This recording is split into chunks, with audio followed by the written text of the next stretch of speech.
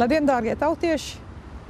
Vispirms vēlos apsveikt visus tos, kas manu balsi dzird, jo tas nozīmē, ka jums interesē savas valsts nākotne un ka jūs pats un pati esat gatavi kaut ko tās labā darīt. Demokrātiska valsts saviem pilsoņiem dod šo vienreizējo izdevību reiz pa zināmu skaitu gadiem izteikt savu viedokli par to, kādiem spēkiem un kādām personālijām viņi grib uzticēt savas valsts pārvaldi. Ļoti daudzās vietās pasaulē šī privilēģija ļaudīm nav valdāma.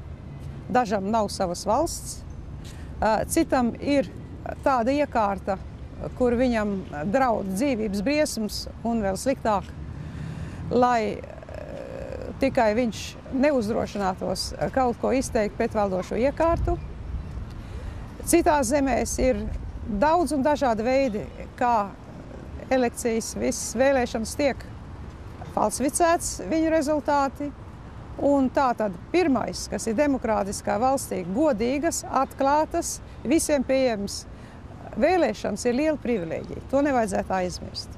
Nākošais, šī izvēle, kas jums ir dod iespēju pateikt, ko jūs atbalstat un ko noraidat. Ja šo izvēli neizdarīsiet, iespēju neizmantosiet, to darīs kāds cits rīkosies jūsu vidū. Jūsu vidū un jūsu vietā. Un jums visapkārt.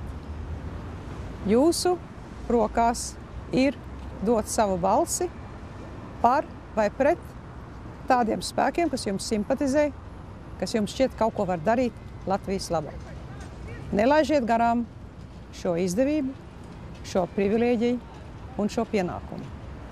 Mēs visi kopā varam mainīt tās lietas, kas mums nepatīk, un mēs visi kopā varam savu valsti padarīt labāku, nekā šodien viņa ir.